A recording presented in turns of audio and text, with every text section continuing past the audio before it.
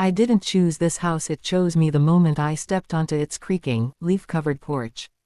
I felt it, like a slow breath brushing across my skin, almost welcoming, almost warning.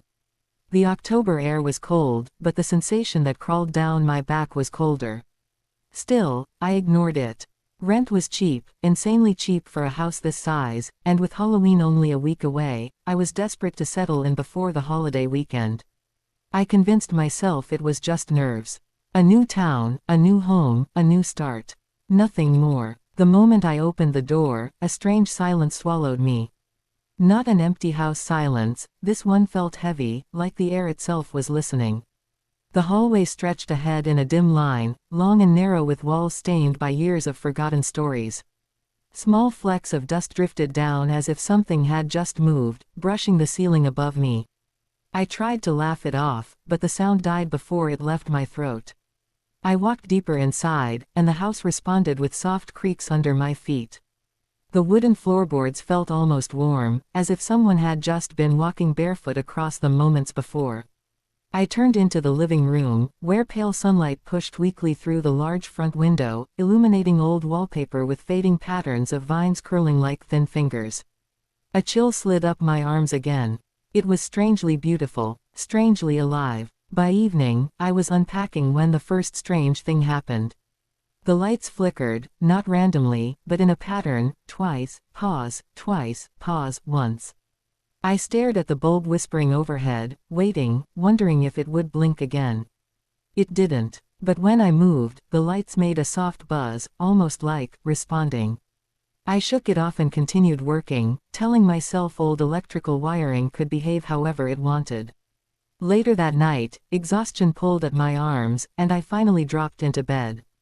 The house groaned again, settling, or maybe stretching. I closed my eyes, drifting into sleep, but a faint tapping jolted me awake. 3 taps. Then silence. I sat up, listening. Nothing. I told myself it was branches, wind, weather, anything but what I truly felt. I lay back down slowly, trying to breathe normally. Just as sleep returned, the tapping started again. This time inside the wall behind my bed. I froze. My breath caught. The tapping grew slightly louder, more rhythmic, almost curious. I pressed my palm gently to the wall, and the tapping stopped instantly, like it knew I was listening. My heart thudded so loud I wondered if the house could hear it too. Seconds passed in silence before a soft vibration pulsed through the wall, like a slow heartbeat thudding weakly on the other side. I scrambled out of the bed and switched the light on. The room looked normal, painfully normal, as if mocking my fear. The old wooden dresser stood in the corner. The curtains barely moved. Everything was still. But my instincts whispered something else. Something was awake inside this house, and it wasn't me. The next morning, the neighbors finally approached. An older woman from across the street stood at the edge of my lawn, staring at the house instead of at me. Her face was tight and pale as if she expected something awful to happen right there. "You moved in there?" she asked quietly. I forced a smile. "Yeah, just yesterday." Her throat bobbed as she swallowed. "People don't stay long." "Why?" She looked at me finally, and her eyes were tired in a way that spoke of memories she wished she could erase. "Because that house doesn't want them to." I laughed awkwardly, expecting her to join in, but she didn't smile. She only stepped back slowly, almost fearfully. "Leave before Halloween," she whispered. "If it hasn't chosen you yet, you still have time." Before I could ask what she meant, she hurried away, glancing over her shoulder like she was afraid the house would hear her. That night, when I returned inside, every light in the house turned on by itself, bright, humming, warm, just as I stepped through the door. As if greeting me, as if claiming me, and for the first time, I realized the neighbor was wrong. It wasn't that the house didn't want people. It wanted someone. And it wanted me. The house felt different the next morning, as if it had finally settled into the idea of me living inside its walls, and when I walked down the hallway, the air felt heavier and warmer, like someone had been breathing there all night, the faint scent of damp earth lingering beneath the wooden floorboards as though the house itself exhaled it from deep below. I tried to distract myself by exploring rooms I hadn't checked yet, opening creaking doors that revealed old spaces filled with forgotten dust, faded curtains, and shadows that somehow felt too thick in the corners, and while I kept telling myself it was just an old building, my chest tightened when I stepped into the dining room and saw the chandelier swaying gently as if touched by invisible fingers even though every window was closed. The house groaned again, not like settling wood but more like a creature stretching after a long sleep, and its whispery noises followed me as I moved room to room until I stopped suddenly, realizing something strange. Every time I took a step forward, the house made a soft creak, but when I paused, the house also paused, copying me, watching me, waiting for my next movement, and the pattern was too perfect to be accidental, almost playful, almost testing me the way a predator tests its prey.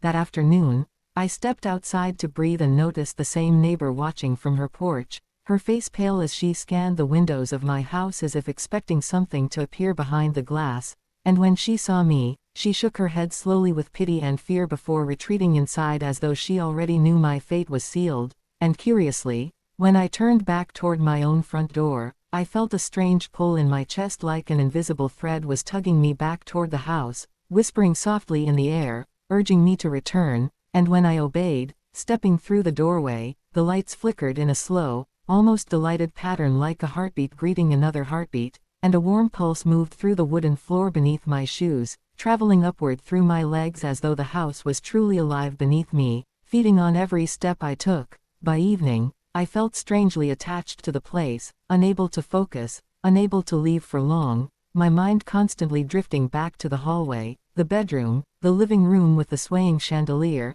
and I caught myself whispering out loud, saying that I wasn't going anywhere, as if reassuring someone, or something, that I belonged there, until suddenly a loud thud echoed from upstairs, heavy and deliberate like a footstep from something too large to be human, and though fear crawled up my spine, I climbed the stairs anyway, drawn by a mixture of dread and curiosity that wasn't entirely my own, each step tightening the invisible thread around my chest until I reached the top landing where a faint humming sound vibrated through the walls like a distant lullaby, and I realized the humming was coming from my bedroom and that the door was already cracked open a few inches even though I had left it shut. Pushing it open slowly, I felt warm air spill out like a sigh brushing across my face, and inside everything looked painfully normal except for one detail that froze me in place. The bed, which I had neatly made that morning, now had a perfect human-shaped impression on it as though someone had been lying there for hours, sinking deeply into the mattress and pressing the sheets into the exact outline of a body, and as I stepped closer, a tiny whisper rose from the wall behind the bed, a soft tapping just like the night before, steady and rhythmic like a coded message meant only for me. And without thinking I pressed my hand to the wall again and the tapping stopped, then resumed with the same slow pulse of a heartbeat, and a strange calm washed over me because in that moment I realized something terrifying and yet somehow inevitable. The house wasn't scaring me away, it was pulling me in, learning me, mimicking me, choosing me, and deep beneath the floorboards something shifted as though settling into the idea that its next victim had finally arrived. And though I didn't yet know the history buried inside this place, I felt the truth rise like a cold wind in my chest. The Halloween murders weren't random tragedies, they were rituals, and the house had already marked me as its next offering. The house felt heavier with every passing hour as if the air inside had thickened to the point that it clung to my skin, making each breath feel borrowed, and when I woke the next morning the shape on the bed was gone but the sheets were still pressed with the deep imprint of a body that wasn't mine. And for the first time I noticed faint scratches on the wooden floor near the bed, thin but deliberate, almost like fingernails dragging across the boards in slow motion, and when I knelt to touch one of the marks it felt warm, not with sunlight or heat, but with something alive pulsing underneath, and a vibration traveled up through my fingertips that made my chest tighten as if the house was reacting to my touch. I jerked back quickly, but the vibration didn't stop, it traveled through the entire room, down the walls, under the floor, humming quietly like something waking up deeper inside, and that was when I remembered the hidden floorboards I had seen in the hallway the night before, old planks that seemed newer than the rest of the house, as if someone had replaced them in a hurry to hide something beneath. So I stepped out of the room and the hallway lights flickered twice before stabilizing, as if guiding me to the spot, and when I reached the loose board, I hesitated, suddenly aware of the silence pressing down around me like a lid. But my curiosity was stronger than my fear, so I dug my fingers into the edge and pulled, and the board lifted with a low groan that echoed far too loudly through the house, and beneath it lay a stack of old newspapers, yellowed, brittle, and folded with a kind of reverence that felt unsettling.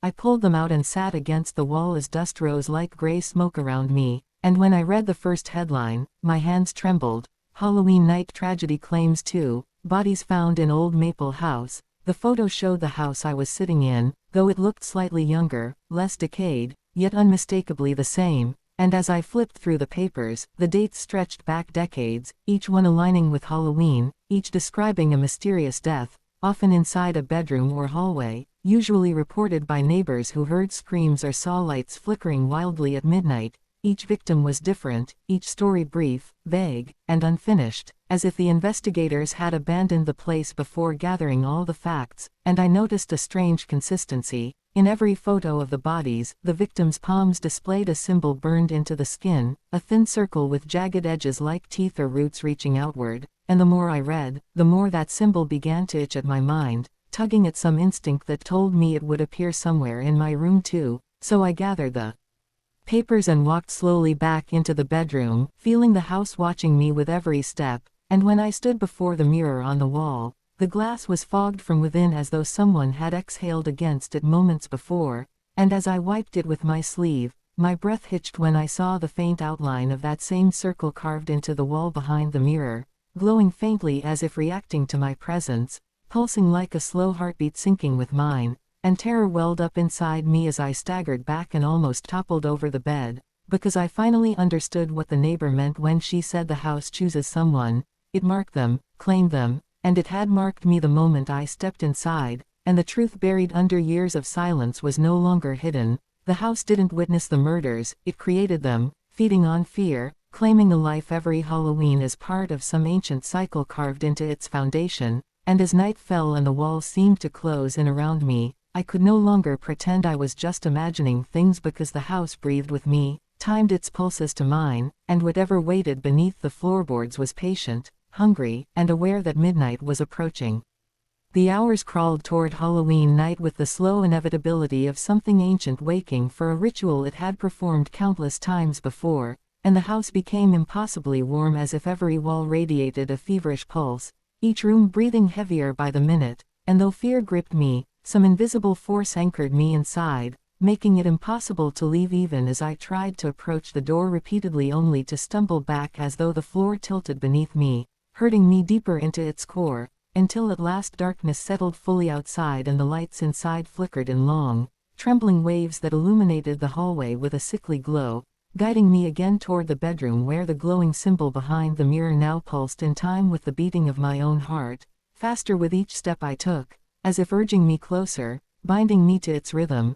The moment I entered the room, the door slammed behind me with a violent force that rattled the walls and sent dust raining from the ceiling, and I could feel something shifting beneath the floor, slow, dragging movements like dozens of fingers crawling upward, reaching toward the surface, and the floorboards bulged slightly as if something pushed against them from below, testing their strength, tasting the air above, preparing to break through. Panic surged through me, but the window refused to budge no matter how hard I pulled, sealed shut like it had been painted into place, and behind me the mirror trembled, the glass rippling like water disturbed by a deep current, and then a shape began to form inside the reflection, not behind me but inside the mirror itself, a shape hunched, tall, crawling on elongated limbs with a head too narrow and eyes that glowed like burning coals as it pressed its distorted face against the glass from within, fogging the surface with each unnatural breath, and when it opened its jagged mouth, the same slow tapping began in the wall behind me, tapping that matched the thud beneath the floor in a terrible rhythm that filled the room like a heartbeat, growing louder and louder until the floor finally cracked, splintering in jagged lines as something massive pushed upward with a guttural groan rising from the depths of the house. I stumbled back, tripping over the bed as the boards shattered and an arm unlike anything human emerged, long and pale like bone wrapped in old, stretched skin, gripping the edge of the broken floor before another arm appeared, and the creature began pulling itself upward, rising with an unnatural elegance, its limbs bending in wrong angles as its torso twisted unnaturally toward me, and the moment its hollow eyes locked onto mine, I felt a crushing weight collapse against my chest as though the house itself wrapped invisible hands around me, drawing me toward its chosen fate, and the voice of the creature echoed not in the room but inside my skull, whispering that it had waited for me, that the house was only its shell and I was the offering it needed to remain alive for another year. And just as its long fingers reached toward me, brushing the air inches from my throat, the floorboards trembled again and a sudden memory flashed in my mind.